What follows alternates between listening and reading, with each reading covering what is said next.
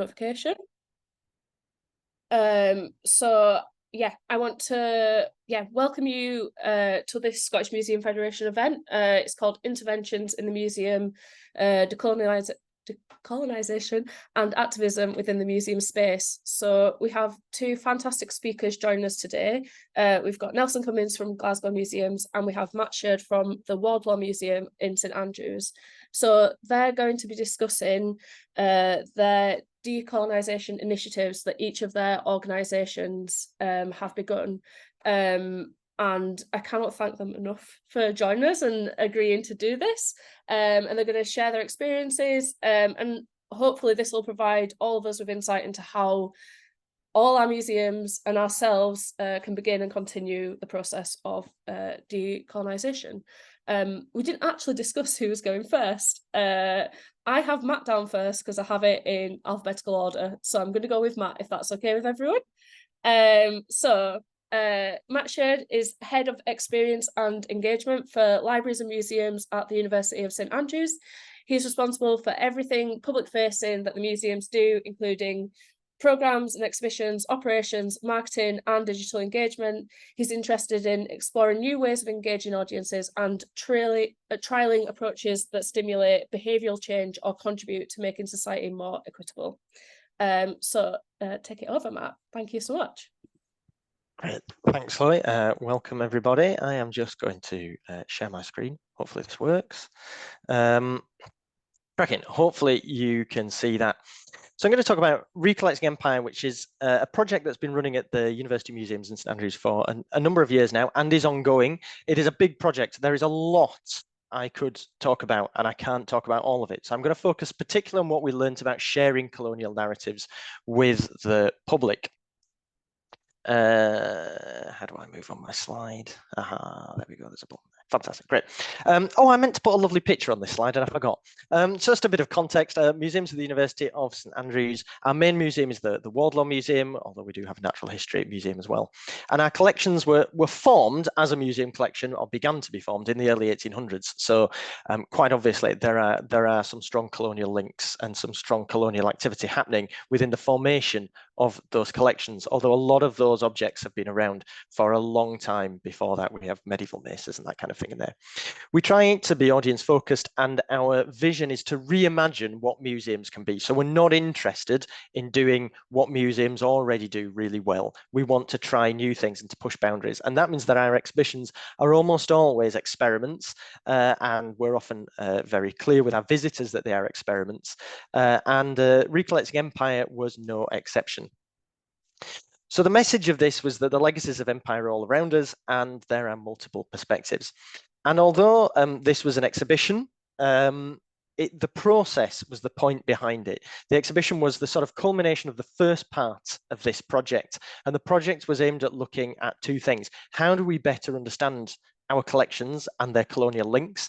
That doesn't necessarily mean that they've come from colonial context. We have some things in the collection that have been part of the university's history for centuries before empire was a thing, or before the British Empire was a thing, but they have gained colonial links in other ways. So how do we better understand them? How do we find out their stories? And then how do we interpret them for our visitors? How do we tell them about those stories? How do we principally make sure that perspectives and voices that might often have been marginalized in the past are brought to the fore, so that we're sharing not just the kind of, principally not the empire is great narrative, but actually there is another side to this story as well. And it's more to stress that this project is ongoing. This exhibition has been one part of the public side of it, but there's a lot of stuff going on behind the scenes. In terms of the exhibition itself, it ran July to October last year. Now, we've only just finished analysing all the data we got from this. So although it seems like a long time ago, some of what I'm telling you is hot off the press. We got this data finished just a few weeks ago. And as I said, it was an experiment. So we were very clear with visitors that we are trialling ways of telling these stories. We might get it wrong. And if we get it wrong, tell us. The approach was object focused. So we didn't try and tell the whole story of empire. That would have been crazy. We wanted to bring out aspects and themes of empire through our collections. So if there was a theme or a story that that wasn't represented in our collections, we didn't try to tell it. And the exhibition was question-based. So we didn't want to tell visitors what to think. We wanted to provoke them to think and ask questions. So we asked questions like, well, who is benefiting from empire? Who holds the power in situations of empire? Whose voices are heard when we talk about empire and when we're interpreting collections that come from colonial contexts? Whose museum is this? In the first place, if we have lots of objects that are linked to empire. And we were really keen that it wasn't our voices that are coming through when we interpret these objects and when we tell these stories. Now, that in itself came up with a problem because of COVID. The work we were aiming to do with the community didn't embed and didn't get to the depth that we wanted. So by the time the exhibition opened, we hadn't managed to build the level of trust that is needed to be able to share those stories firsthand. So a lot of the stories we were telling were stories of the people that we've been working with, but they ended up being told in our voice because we hadn't built that level of trust required for those voices for the first-hand voices to come through. So that was chiefly a result of COVID that squashed timescales, and we all know what those issues are. We did, because it's an experiment, we did a lot of evaluation. We had comments cards, and we got over 500 comments cards with real detail, not just a couple of lines, sometimes whole paragraphs, hundreds of words on comments cards, which is why it's taken so long to analyze the data. We had people write their own labels so they could tell stories or share information about some of the objects that we had on display. So we were very honest about some of the things. There are objects here that, because of the way they've come into the collection, because of colonial context, we don't know very much about them. So we were encouraging visitors to contribute and share their insights. And we carried out exit surveys and gallery observations as well. So that's by way of context. I'm going to share now a few of the things we learned about interpreting and telling some of these stories, particularly in an exhibition context. And the first is that colonial context can be discussed positively. And we were really worried that we would get a lot of negative feedback from those who were uncomfortable with discussing these issues, because we're talking about things like slavery, like violent coercion, like power dynamics. They're obviously very negative things, but we found they can be discussed positively. So lots of the words that came up from visitors were challenged, inspired, optimistic, empowered. They were hopeful that there is a way forward in terms of thinking about empire and in terms of building a more equitable future off the back of understanding empire. 57% of our exit surveys, unprompted, gave positive responses about it, and only 3% gave negative responses. And our observations in the galleries, again, indicate that there were positive conversations going on about, this is a terrible thing, but it's great that we can talk about it. It's great that previously marginalized voices are coming through. It's great that we're looking at ways to build that more equitable future off the back of that. It's not a stop, let's feel terrible about empire. It's a positive, let's make amends for it. Having said that, is that because visitors who were coming to the exhibition were already sympathetic to the message? So one of our comments cards asked, what does empire mean to you? 41% of those cards were explicitly negative about empire, and only 9% explicitly positive about it. So is there some confirmation bias going on there? Is there an indication that we can discuss empire positively because people were already negatively disposed to it, and so already on the side of the message we were trying to get across? But we did see evidence of changed minds, and I'll come on to that a bit more later. The question of balance needs considering when we're talking about empire. The exhibition was not intended to be balanced. We purposefully told the stories that have previously not come through, the not traditional, if you want to term it that way, voices, the voices that have previously been marginalized. We did try and balance that with, you can see a quote on the wall there that is negative about empire. We put a few quotes on the wall that were positive about empire, just to indicate there are perspectives that think empire is a good thing. We're not going into depth about it, but we wanted to indicate this isn't the only point of view. Only 7% of visitors, or of those surveyed, thought that we'd gone too far in one direction, but there was some perception that we were trying to be woke, that this was a polemic, that we were trying to push one particular point of view.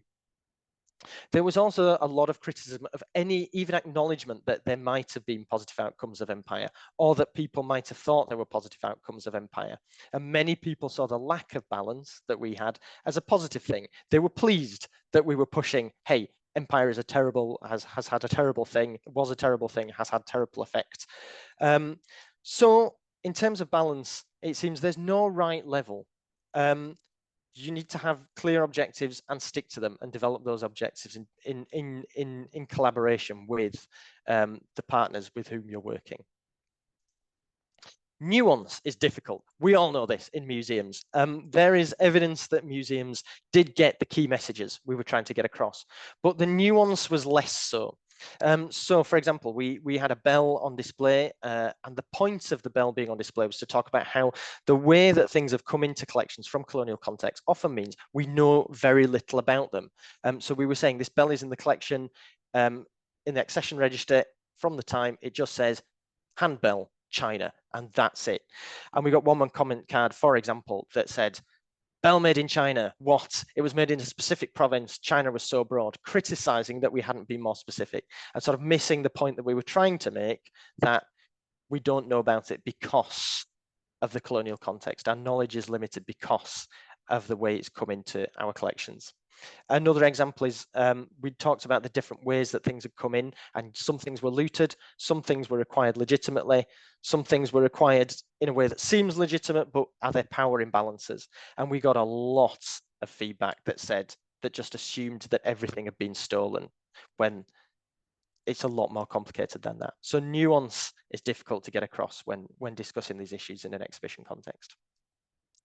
Attitudinal and behavioural change is possible. 64% of visitors said that their perspective had changed, including some people who visited off the back of a pretty horrible Daily Mail article that we'd had about the exhibition. And 38% said that they would probably do something differently. And that was a surprise for us, because we weren't intentionally trying to change people's behaviour. And unfortunately, because we weren't trying to change people's behaviour, we weren't asking how they were going to change. So we don't know that. And there's a lesson there for evaluation in the future. It is possible to discuss challenging narratives without being exclusionary. This exhibition included contemporary descriptions that included racist language and included racist depictions of people. We were really, really worried about this. We had worked with communities to discuss, should we include this? How should we do it? But we still thought people might come in and feel attacked, feel unrepresented, not feel welcome. 83% of our exit survey respondents said that they did feel welcome, and actually those who didn't say that were those who thought it was too one-sided. In other words, there were those who had positive views of empire, largely not people who were whose stories we were telling within the exhibition. No respondents said that they felt unwelcome, and a lot of respondents said that they were actually proud to see the struggles of their families or their people groups represented within the exhibition. So it is possible to do this without being exclusionary, even if you're showing difficult representations, horrible representations of people. How we judge the past, this is an interesting one. We found that how we judge the past requires some really serious consideration, because visitors are very clear that there are different values, that the values we have today are different to the values that were held in what we might call colonial times. And that blunted the message. We know that blunted the message in people at times. People said, well, yes, of course they did that. They just had different values, and it's a way of excuse. So for many people, it was a way of excusing it. So there's some thought required about how we handle that, and I'm not sure what the answer is, and it's an area of further investigation. And there were also suggestions of hypocrisy. Okay, there were issues in the colonial time, but we have our own issues as well. We have our iPhones, which are made by really poorly paid people in other countries. We have our coffee. We have all these things that are made in exploitative ways. So there's some thinking there that is required. If we're going to encourage people to judge the past, we need to recognize that we ourselves are worthy of judgment. And how do we do that is a question. There are more questions in some of this than answers, I have to say.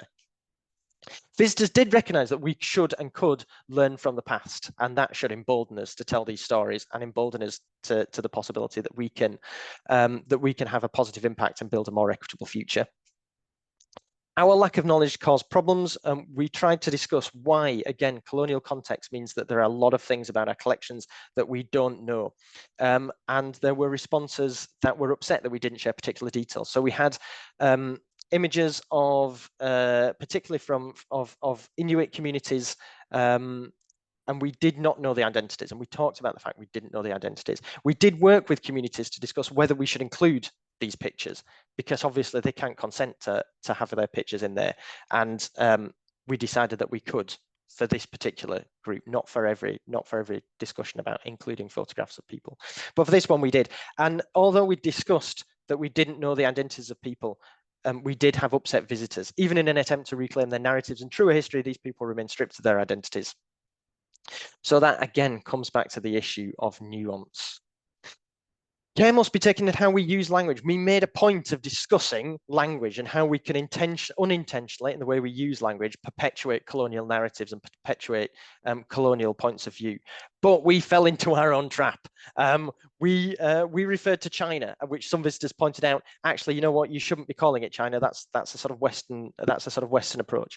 We used the word discovered, and even though we put the word discovered in quotation marks, actually, yeah, fair. We were still kind of suggesting that there was a discovery process going in.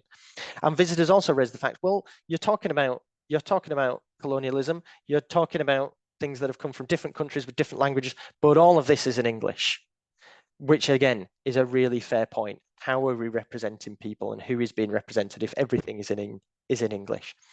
And that is a difficult problem to solve. What languages do you choose? How do you do the translation? All of that, something to consider. Difficult decisions will always be contentious. We had two particularly difficult and contentious, well, we had a lot of contentious decisions, but two ones spring to mind in particular. One, the image you can see here, because of the way this image had been digitized, we didn't realize until the day we came to put it on the wall that it had a handwritten caption which included a racist slur. And we had to make the decision as to whether we went ahead and put that on the wall. And because it was very last minute realization, we couldn't consult with the communities we've been working with. We had to make the decision there and then. We went ahead and did, and just put that one word violence on the frame to try and indicate it says this, but it's not. We're not saying it's an acceptable thing. We got some responses that were pleased about the fact we'd done that. We need to talk about the way that people talked about people at that time, and we got one response in particular, and it was clear that that person was not happy with it and felt attacked by it. So a difficult decision. Another difficult decision, we have an image in our collections of a girl called Mary Sabina. She was the daughter of enslaved parents, and she had Pierre baldism, so a skin condition. And the image shows her almost naked and is used as, she's basically a curiosity. Her identity is stripped away. And we had a long discussion amongst the team and amongst the communities we're working with about whether we should display this, because she couldn't consent. She probably didn't consent to having the image made. She couldn't consent to displaying the image. And we decided that we couldn't display it, but we wanted to tell the story. So we displayed an empty frame, and we told a bit of, explained what this image was and why we had, and why it was a problem. And again, we had real split opinion. We had some people saying we should have shown it and that we were just trying to hide it. We had some people who said we were right not to show it. We had some people said, well, you described it, and so you're just wallowing in it. Again, lots of disagreements amongst our visitors about whether we should have done that. There will always be contentious, these decisions. It's important, again, to involve communities in them, to have clear reasoning for why we've made those decisions, so we can explain them to visitors, and so we know in our own mind why we've done it, but also to fully prep our visitor services team so that they can discuss with our visitors these contentious decisions. And visitors will not always agree, and we will not always agree about whether it's right or wrong, but at least we have a principle and we can say why. It's hard to avoid erasing cultural significance. We aim to discuss how colonial narratives that impact how we talk about objects, and and how colonial narratives have erased cultural significance. The bell I talked about earlier is a good example. And yet, by talking about how they'd come into the collections, we often didn't share the cultural significance. So we talked, for example, about a Quran we have in the collection, which was looted in 1799 with the fall of Tipu Sultan's Sultanate of Mysore. We talked about that. We didn't even mention that the Quran was the Muslim holy book. We stripped it of its cultural significance in order to tell the colonial story. So, and that was just one example. That happened a few times. So pitfalls all over the place. How we tell those stories of empire without unintentionally stripping away the cultural significance to tell those stories is something that needs to be kept in mind. Colonial impact on museums is of less interest than on society. Our observations showed that a prime spot in our gallery, which usually gets very, very high visitor interaction, on the left there, the bit that says whose museums, was surprisingly low on interaction. And again, the exit surveys showed this. People were really interested in hearing about the impact of colonialism on society and how those legacies are still with us today. They're not so interested in hearing about how those legacies are with us in museums, understandably. Why would they be is a good question. So that's something to keep in mind, and how we maybe want to integrate some of those stories with the more broader societal impacts. Repatriation is high on visitors' agendas. We, for various reasons, did not mention restitution or repatriation in the exhibition. And yet, on the feedback cards, it was the single most mentioned topic, almost always with the assumption that everything had been stolen and that we should return it. So thinking about preparing for that question coming up and thinking about how we might discuss that in exhibition context, even if that's not the purpose of what you're trying to do, is probably wise. Prep the visitor services team, fairly obvious one here. Conversations were key. They were really important to getting across some of these, certainly the nuances of what we were doing. And so the visitor services teams need to know the stories. They need to know the reasoning. They need to know the ins and outs of it. They also need to be, sadly, need to be prepared for racist comments. We did have racist comments, including one directed at a Black member of staff. I'm sorry to say we did not properly prepare our visitor services team for the racism. We perhaps sillily didn't expect the level of racism that did sometimes come across. So we need to support our visitor services teams for that and make sure that they are emotionally supported and put things in place well in advance for that. And finally, I think, be ready for bad press. The right-wing press attacked us. We had articles in the Telegraph, we had articles in the Mail. Those journalists hadn't even visited the exhibition, and the articles were not even accurate. They'll probably happen. Do not, whatever you do, look at the comments. So we did. Some of them were very funny. Utter woke load of bollards. Great. We printed it out. We put it on the wall. It was funny. But some of them were not funny. Some of them were not funny at all. I would suggest, for your own protection, do not look at the comments. Some visitors came as a result of those articles looking to be angry. And a small number of them were angry, but most of them actually left pleasantly surprised, partly because they realized the articles were not accurate, partly because they seemed to have been encouraged to think a little bit about empire and to think a little bit about the legacies in the ways that we'd hoped. So bad press, again, obviously comes with its challenges, but can have some positives. So I'll leave you with some questions. These are questions that we found as a result of looking at all the evidence that we have. I'm not going to read them out. You can see them there. But these are areas of further investigation for us as we move forward in thinking about how we share colonial narratives with the public. And I'll just leave that up for a few seconds in case you want to. Oh, it's been recorded. So there you go. I'll take it. You can pause the video and see those questions. I'll stop sharing there then.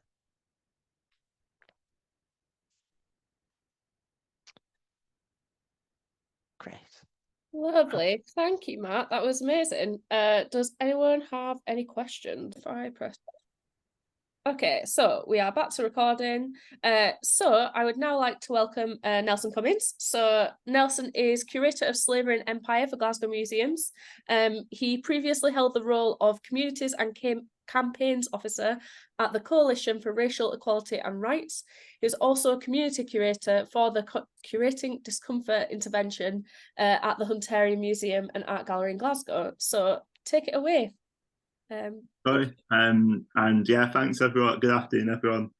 Thanks for joining, and thanks, Matt. It was really interesting to hear about all that work up in St Andrews. So yeah, as Chloe said, my name's Nelson. I'm going to do sort of a mix of talking about two different institutions today, because as mentioned, I was sort of previously involved as a community creator in the Hunterian Creating Discomfort work, and I also currently am the curator of Legacies of Slavery and Empire at Glasgow Museums. So I thought it'd be a good opportunity to sort of talk about both pieces of works. I think they're really important for thinking about sort of interventions in museum spaces, but also starting to challenge this idea that museums are neutral political spaces, and trying to sort of integrate more sort of activism and more work that looks to address present day racism into museum spaces as well. So I'll start off by talking a little bit about Creating Discomfort. So Creating Discomfort was headed up by Zandra Yeaman, the creator of Discomfort at the Hunterian Museum. It was like a sort of 3-phase process, and a lot of those phases were focused on looking at the Hunterian sort of like internally, and looking at ways to sort of integrate more sort of anti-racist work into the Hunterians' structures. And I was involved in sort of phase 3 of that work, which was focused on putting together an intervention in the Hunterian sort of museum space. And before I get into that, I also sort of like to start any talk I do by just sort of highlighting, I guess, for me, the motivation behind why I think this work is really important, and that's really emphasising the existence of racism in Scotland. You know, racism is a structural thing that impacts the lives of people of colour in lots and lots of different ways. Now, I think that reminder is quite important as to why you know, this work needs to happen and why this work exists. And I think sometimes it can get forgotten in lots of the things that can be really interested in doing this work. That actually is about trying to be a part of sort of challenging racism in our society. So yeah, so that's I've just put that on the slides, and similar again. Please feel free to like pause this if you watch the recording back, or you can find this declaration of discomfort on the Creating Discomfort site. This was put together by Zandra, the curator of Discomfort, and this sort of really really powerful statement emphasizes what Creating Discomfort is all about and the motivation behind it, and what really drove it. So yeah, so I'll talk a bit about my role in that process. So I was involved as a community curator in the work, and so I brought together as a group of 6 of us, all from sort of different backgrounds, different ages. It's quite a sort of like intersectional, intergenerational group. We worked together as a sort of community within the Hunterian to produce an intervention in their museum space. And I'll talk a bit about the process we went through to produce that intervention.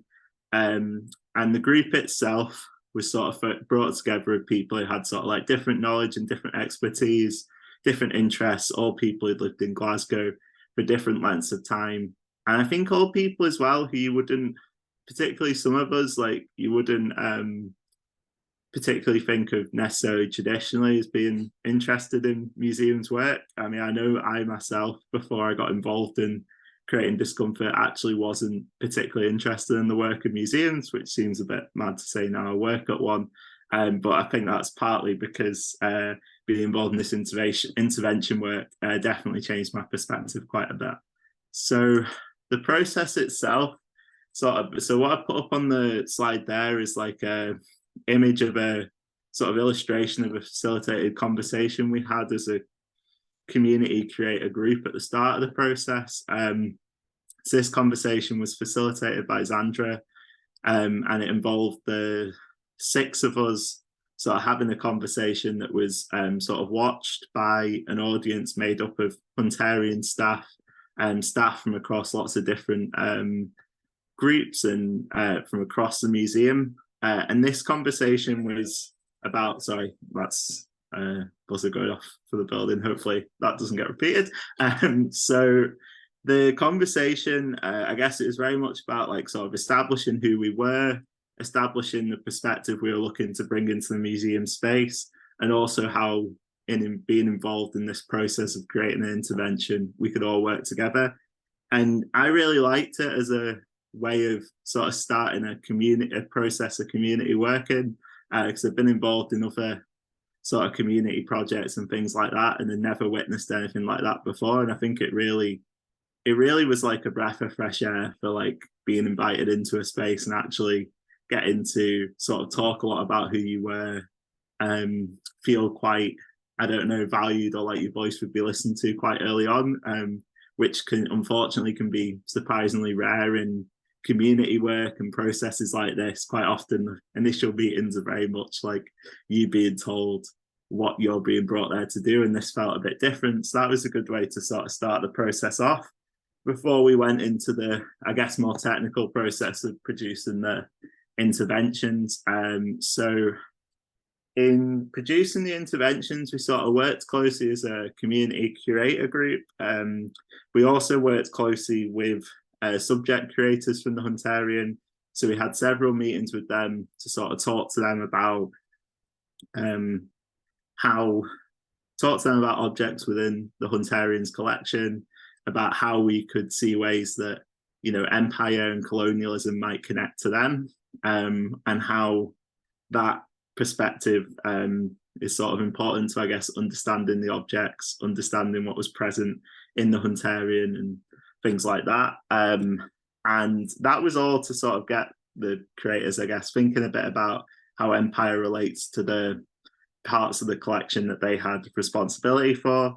And then after those sort of initial meetings, we had a sort of larger meeting of all the subject creators and ourselves, where they sort of like presented objects to us from their collections that we could potentially sort of like reinterpret, write labels about, and sort of produce as part of this intervention that was to go up in the Hunterian space. And that was with the remit to us of being to focus on colonialism and focus on how the Hunterian in particular had been sort of shaped by empire and slavery in its museum's collection. And yeah, that was again a really interesting part of the process, because it sort of balanced us being able to give our perspectives on objects, give our sort of perspectives on those histories of empire and slavery, but also sort of balanced us getting to learn quite a bit about sort of all the interesting bits of knowledge. I know many of us in here work in museums, so we know there's like loads of really interesting things you can learn about collections when you sort of go around them with a subject curator who's responsible for them. So we also got to see that side, and it did feel like a really collaborative process. And then in producing the interventions themselves, so I've just highlighted a couple of objects that I sort of picked out and wrote sort of label interpretation about, with support of Jesper Eriksson, who's the numismatics creator at the Hunterian. So I picked a sort of like African gold guinea, because I really like this idea of like small objects telling a much wider and bigger story. And the gold guinea, with its connections to the Royal African Company, to slavery, to royalty, I thought it was just really interesting way to sort of explore how slavery sort of went to the very top of British society in terms of thinking about structural racism and how that comes to exist. I thought it was a really key story to tell. I was really well supported in being able to put this label together by Jesper, the creator. He was really helpful in sort of supplying the technical details on the objects, making sure that everything I sort of wrote about the object was, you know, historically accurate, even if that narrative of empire and slavery at the heart of it was key. I know the other community curators had similar experiences in the objects they picked out. And I also picked out a Burma medal that's sort of a longer text about, but that was sort of picked out as it being a sort of fundamental symbol of, you know, like white supremacy, with this British lion sort of standing triumphantly over a Burmese elephant. And yeah, and that's the image there of sort of there's two images, but you can see where creative discomfort sort of sits in the Hunterian space. And it was the fact that it was sort of front and center, it sort of stands out from the other objects in there and the other labels in there. And there's also a video put together by Xandra about sort of racism in Scotland that goes alongside it. I think it's really powerful in sort of standing out from the ordinary way the Hunterians done things. But it's also really powerful in not just talking about this sort of history of slavery and empire. There's also quite a bit in the intervention about racism in the present day. I think that's a really powerful way the interventions worked and been put together. And I'd really encourage sort of anyone to who's not been, to go and look at it in the Hunterian in Glasgow. But also if you Google creating discomfort, you can find sort of podcasts, video resources, lots of different things. And I was lucky enough to be involved a small part as a community creator in that process. And it really opened my eyes to the potential of museums as spaces for social change and the key role they can play in education. But there's lots out there on the sort of wider work that Xandra has also done within the Hunterian that she deserves a tremendous amount of credit for. So moving on, I also wanted to talk a bit about a sort of current role at Glasgow Museums as a creator of legacies of slavery and empire. I wanted to start that off by just sort of highlighting, I think, why Glasgow Museums has a sort of clear imperative to do this work. So on the screen there, you've got sort of images of Kelvingrove House, the current Kelvingrove Museum in the West End of Glasgow, the Gallery of Modern Art, and William Cunningham's sort of mansion.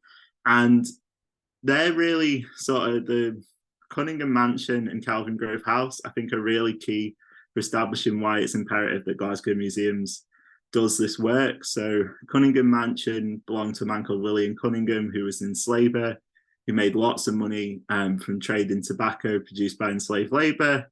He invested invested quite a significant amount of that money into building the Cunningham Mansion, which a large part of that building today is the Gallery of Modern Art, one of Glasgow Museum's buildings. And then we also have Kelvingrove Museum that sort of sits on the site of, or sort of sits on land that used to belong to a man called Patrick Colquhoun, whose house, Kelvingrove House, was a sort of ancestor to Kelvingrove Museum. And even though he didn't directly own enslaved people, he made a lot of money from slavery through trading in goods like tobacco that were produced by enslaved labour.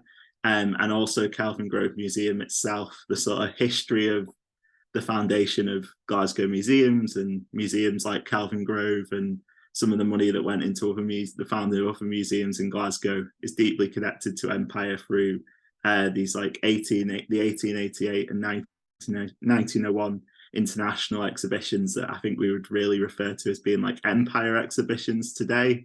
And that history, alongside all sorts of other histories of empire that Glasgow Museums and Glasgow as a city have benefited from, are really a key, are really sort of why this work has to happen in Glasgow Museums and why we have a duty to do this work. And again, that's just more on the histories. So the way some of that work has been done already, so it's done by my predecessor, Miles Greenwood, who's now at the Slavery Museum in Liverpool. So when he came into the role, I think he quite quickly recognised that there was a lot of work to do. And in particular, he sort of focused on Kelvingrove Museum as a sort of flagship museum, but also a museum that has a lot of either sort of labels that have been written that tell a story about empire and slavery in a way that now we might recognise we want to tell it in a different way, or a lot of objects that could tell a really significant story about empire and slavery and don't.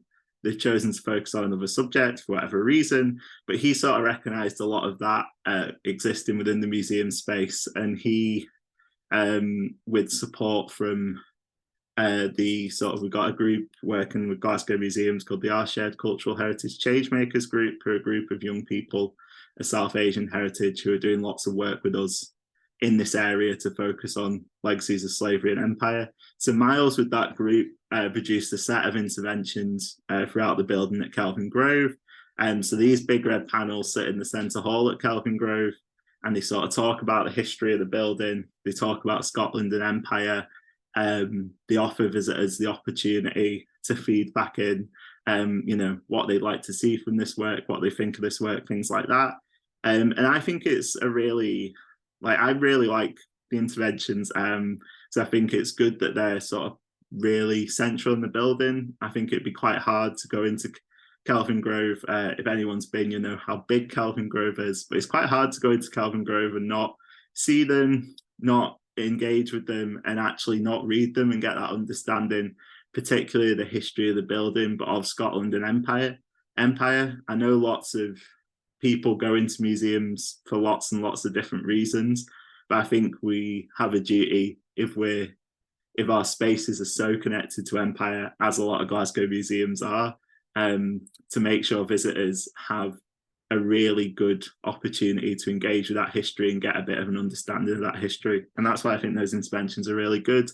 And they also sort of acknowledge that Glasgow Museums has a lot more work to do in this area as well. And we also have interventions up throughout the building. Apologies, not the greatest photos of them in the world, but it's just to sort of show you how the interventions sit compared to existing labels, and they sort of stand out with their red background. And again, I think a lot of these interventions are about highlighting a story or a history connected to an existing label that is about slavery and empire that could have been told or could be told in this label, or could add to the existing story that's there. And that's done throughout the building in the range of galleries, and they were produced by Miles and the Changemakers group. And this work has actually led to and sort of been built upon, and has led to the development of a new display that's going to go up in Kelvin Grove called Glasgow City of Empire. And so this is something we've been working on for the past few months, and it's a display that we've again involved and co-created with the group of young people I mentioned before. And it's all about exploring how Glasgow has been shaped by empire, how empire and slavery, you know, things that Glasgow's profited a lot from, created the modern day city that we see today in a lot of ways, been key to its economic and social development, but also with a focus on, you know, like at present day racism. And there's sort of objects, graphics that focus on colonial violence and looting, colonialism in the education system as well. And it's something that we're very much hopefully seeing as representing like a mixed approach to how you do this work. So I think there is definitely a space for like specific galleries and spaces like this one with the display we've got going up. But I also think that these narratives should be integrated throughout. So there's like, we've got ongoing sort of reinterpretation work to look at how we can better explore these histories in other galleries, and not just have specific galleries about empire as well. So one example, I know there's currently work ongoing in Kelvin Grove to look at how we can have more narratives about empire and slavery integrated into our Dutch art gallery. So there's lots of things like that, but I think that mixed approach is definitely one that I would be in favour of. I think because it is such a like weighty topic for lots and lots of different reasons and lots of things you can talk about, there definitely is a need to have specific galleries, but I also recognise that it should be integrated into other spaces, because it's sort of, that's a good way of putting forward that idea that empire really has sort of shaped everything in our modern societies and is really key to the structure of our modern societies. So it should also be integrated as much as having its own separate spaces at times. And in work on the display as well, we've also put together things like a sort of Smartify tour that incorporates the whole building and incorporates displays from across the different galleries that sort of also builds on that intervention work as well. Yeah, so I think that's me. I would also say as well, so I'm aware that like Glasgow Museums has, you know, like multiple sites and multiple buildings as well. And it's not just a case that Kelvin Grove is the only space where this work will be happening or should be happening in. I think that's just sort of been the first space that's sort of been picked out and identified because of its significance in the history of the foundation of Glasgow Museums. But there's sort of more work hopefully planned across our spaces, because it's certainly not just Kelvin Grove where this work is needed. And there's also been sort of ongoing work done internally with staff and things like that, because I think it's important to recognise that a lot of this work isn't just about having displays, interventions, very public facing things. It's also about how we work with staff and how we help to educate and support staff for engaging with this work as well. So thanks for listening, everyone. And yeah, I look forward to any questions or comments you may have. I'll also put my email there because I'm aware that sometimes people, you know, need a bit of time to like process, and questions can come up at all sorts of times. So please feel free to email me any questions you may have as well. Great, thank you. I'm now going to stop recording.